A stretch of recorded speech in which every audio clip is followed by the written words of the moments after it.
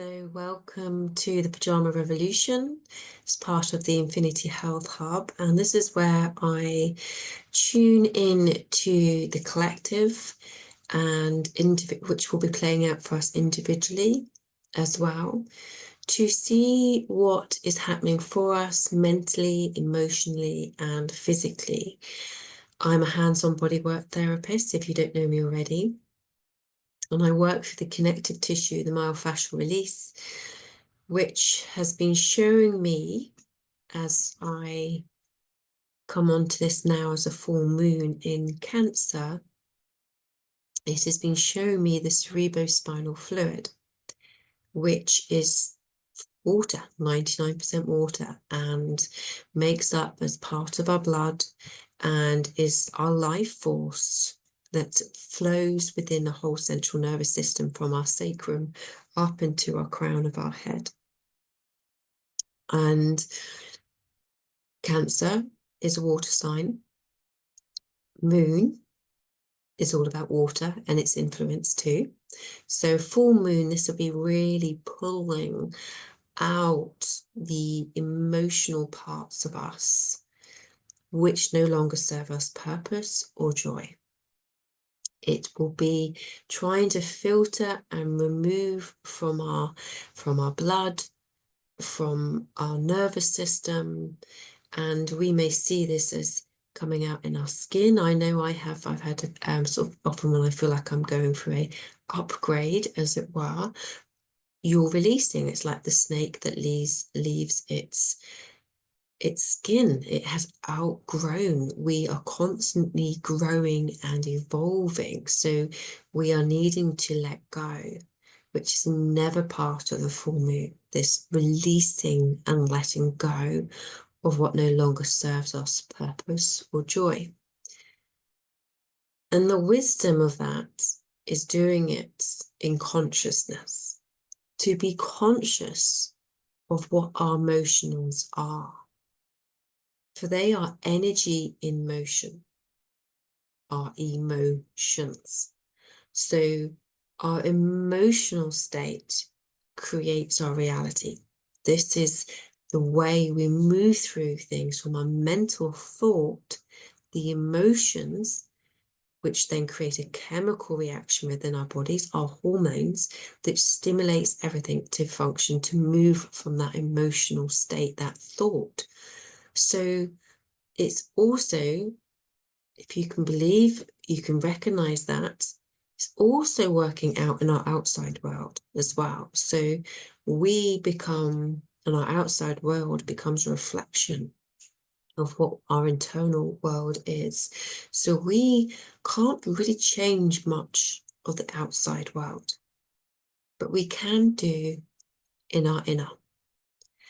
And if you're being triggered, like I know many people will be looking on the outside world and seeing things that look like greed, corruption, abuse of power, it will be triggering inside us, and we'll be feeling anger, we'll be feeling disbelief, we'll be feeling helpless and hopeless. There'll be a whole load of emotional responses to what we see outside of us, as well as our internal world, like in our own inner relationships that be coming up.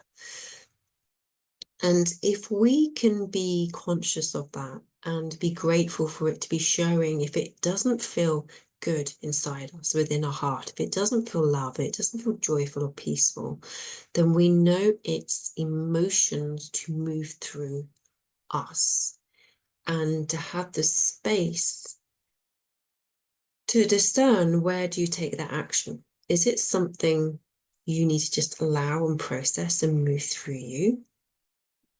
Is it something that you need to take from it and act upon? And it is really a matter of understanding, can we do anything about it? And, you know, for instance, if you're being triggered by greed and corruption and different things that are out there in this world, which are there are the shadows of society that have been unearthed for us to be seen, but ultimately it's for us as individuals to claim back our sovereignty, to claim back our power that has been so conditioned for thousands of years that we don't even know we've got it. And if you've experienced trauma, if you experienced abuse, if you've been a victim in this lifetime, you will be in this victim-martyr-perpetrator cycle. And I believe we're all in it anyway. It's just whether we can relate to it as much, because otherwise it's more unconscious in our blood, in our body, in our mitochondria, in our DNA, through the feminine lineage. And I'm not just talking about the abuse that has happened for women, but that carries through into men as well. So you may well have mother wounds that have come through the feminine line. But it's also the abuse of the earth, and that's coming up, and now we're seeing that, how that's been responded in terms of these, into the fires and the mass flooding. We are really recognizing how our behaviors and the essence of what it feels like it needs to be shown is we need to purge, we need to detox, and we need to become more conscious of what is coming up and to see it for what it is. But equally, this is what I was pondering when I was doing the Sunday roast today. It's like, so you become aware. So you see something, you see the greed, you see the corruption, and whatever else that's going on around you. And like I say, it could be just within your own smaller circle of friendships and relationships. But how do you, so you get triggered, you see it, you allow the anger and the conscious rage to come through you, because underneath that, there's a part of you saying, I deserve better, I'm worthy, which is great to have when you're conscious. But how do you remain out of an angry fear basis of when you're seeing it, getting very angry against and you want to fight against, and then you equally can also feel helpless and hopeless. So we're flicking from like fight, flight to freeze in our whole nervous system, which isn't great for us in our health and well-being. A huge cortisol, which is very negative in a chronic high level for our bodies. And stress itself actually alters our DNA. So, and interestingly now, and everything's dropping into my mind, is that they're showing that diseases aren't really from your DNA, your epigenetics. Yes, you can carry diseases through the structure of it, but it comes down to how you express yourself, how you're expressing your genes is whether that actually becomes active, that disease. So we could be given a whole load of crap coming through our systems and blood, cerebrospinal fluid, yet we don't have to choose to continue that cycle. We can break that pattern and we choose something else. So it's about being aware that what isn't serving us, yet not remaining in a fear-based perspective, which keeps feeding the energy of what you don't want. Okay, so I hope you're with me on this one. So it's like, how do we do what we need to do to get moved through, become more conscious, act upon when we need to act so that we can not be the victim, but also not hold ourselves in helplessness. Okay, so I guess that happens day on day. Each day can be different.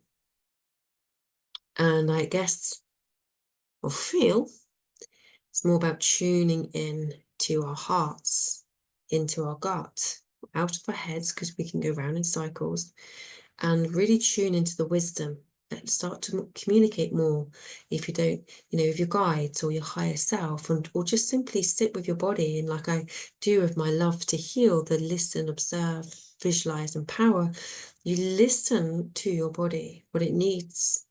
You observe your thoughts and what is happening. And is it aligning to what you desire or not? And then you bring in visualization, which is what these meditations do, these visualization journeys, is to be able to create those neural pathways of what you actually want. So you're listening and observing breaks those patterns, and the visualization brings in what you actually desire. And underneath that, you need to know why you desire it. Is it love? Or is it fear? And you need to sometimes go through several layers of why underneath to know whether it comes from your heart or more of a fear base. And you can only do that when you take time and when you breathe and give yourself that moments to self-reflect, to step out of the anxiety and the fear of everything around you, the stimuli, the white noise, and come into your body, come into the present moment, and hold that stillness like the center of the storm, the eye of the storm, where all the chaos is happening around you, yet you feel that peace and trust within you, and knowing, yeah, this is rocky, but this is good. I know this is the right path. And that deep sense of trust, even if you don't know how, it's very powerful.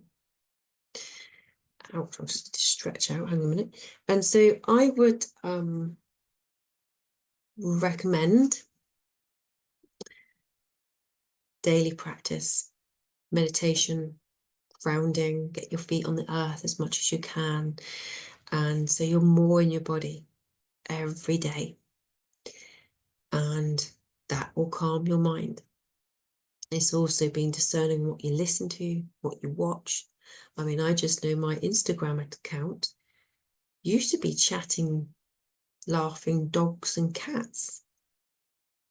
And I must have liked one or two other things where there was comments about how they're bringing up about the vaccines now in terms of the lack of authenticity and integrity of the companies and how much things were hidden. And I must have probably just watched a few, and that's all I get now, is all this questioning of everything, of governance, a complete distrust. And like I say, you can be aware of it, but it's not great to stay in it. It's not it's not good, because you're still feeding that energy, whether it's consciously or subconsciously, you're still connecting to the fear of somebody powering over you, that fear of being controlled. And in quantum physics, something only exists unless you observe it. So if there's no observer, does it exist? And then we also got to recognize the paradoxes. So if negative exists, so does a positive. So if we're seeing a negative, then there must be a positive. So let's feed our energy into the positive of what we desire, of what we want. And does it actually ever get to the point where you can coexist with these different realities? Something's going on, but because you're not observing it, and this is not putting your head in the sand like an ostrich, this isn't what I mean, that by you concentrating more on your energy and what you do want to exist, do we shift this balance? Do we shift what something seems very prominent to suddenly it doesn't, because it's not being fed any energy? So yeah, that was the kind of questions that were coming up while I was preparing my veg for my Sunday roast. So food for thought there. Oh dear, that's terrible. Didn't mean to make that pun. But anyway, so with the full moon, Cancer is all about letting go. It's emotions. So I'm sure we're working through the water element, which again, we're in kidney time in the midwinter in the Northern Hemisphere. So everything feels very watery, very clearing, letting go. So, and keeping our body hydrated with good energy, good thoughts, good water, good food. So the card that I chose, or came to me, was the tetrahedron,